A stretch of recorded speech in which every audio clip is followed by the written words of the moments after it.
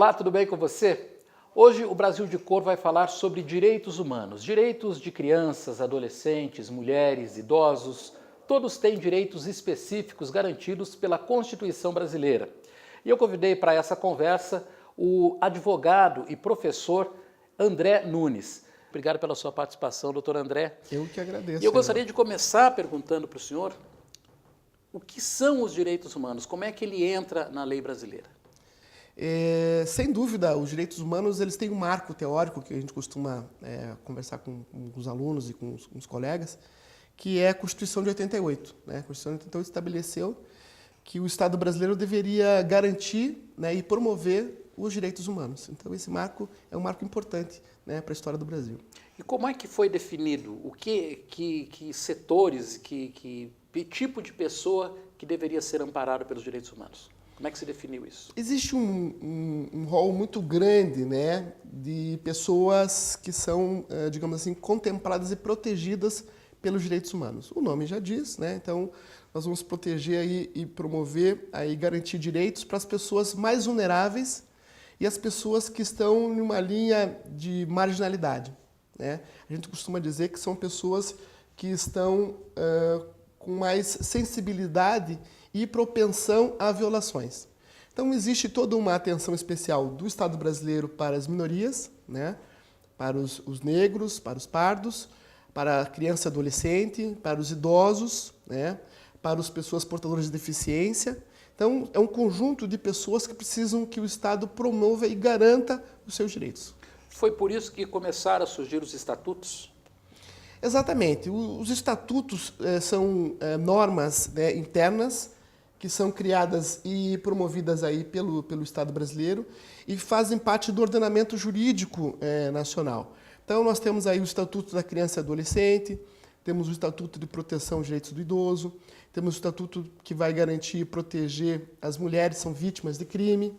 E mais recentemente, e agora a gente começa a se debruçar com algumas questões importantes, no Estatuto de Promoção de Igualdade Racial, que não é tão novo, mas por algumas medidas que são adotadas pelo Estado, volta e meia ele precisa ser retomado, revisto e garantido em algumas situações. Como é que se tipifica um crime de direitos humanos? A tipificação do crime de direitos humanos ela é muito ampla, né? Nós temos uma Declaração Universal, que é um instrumento internacional de proteção aos direitos humanos.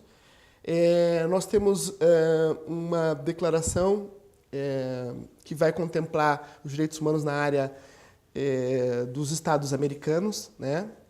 E internamente existem algumas tipificações de regras de proteção de direitos humanos que são estabelecidas por esses estatutos.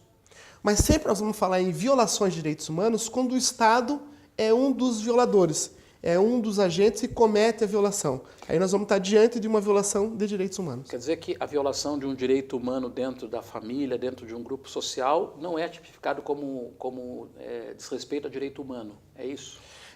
Veja, eu estou falando isso de forma tecnicamente. É claro que se você coloca isso na mídia ou se você coloca isso em alguma informação, é óbvio que quando você tem aí a vítima como sendo uma pessoa, uma criança, um adolescente ou um negro, em algum momento isso pode ficar claro, determinado que houve uma violação. Mas é importante se frisar que essa violação de direitos humanos ela precisa ter sempre o Estado como violador. Eu diria inicialmente que quando a provocação disso, feita pelo Ministério Público ou feita por algum advogado que vai provocar isso, ele precisa apresentar isso para o juiz, né, em alguma petição ou alguma norma específica ou uma garantia disso, de modo que o juiz é que vai, digamos assim, estabelecer, né, aonde seria a punição, como seria a punição e se efetivamente existe uma omissão do Estado. Se houver uma omissão do Estado, esse Estado pode ser, né, culpado por uma violação de direitos humanos. Não sei se a gente pode usar como exemplo o que acontece em São Paulo, por exemplo, com a Cracolândia. Ali é um caso específico de que o Estado está falhando, o Estado e o município? Ou é mais difícil comprovar isso? Olha, é um caso bem interessante. Eu entendo que sim, né? Até porque a própria manifestação, né, dos órgãos, né, dos agentes públicos lá, tanto do Estado como do município, por exemplo, tentando garantir ou tentando fazer com que existisse uma internação compulsória, né, essa violação, isso vai muito de encontro, né, às normas internacionais, vai muito de encontro às próprias regras do direito em relação à questão da proteção ao paciente, a pessoa que é portadora de uma doença específica, no caso da drogadição, etc, etc. Eu entendo que nesse momento, se não houver uma provocação do sistema judiciário, e me parece que o judiciário já se manifestou lá contrário a essa internação compulsória, se isso não acontecesse, poderia sim caracterizar uma violação de direitos humanos.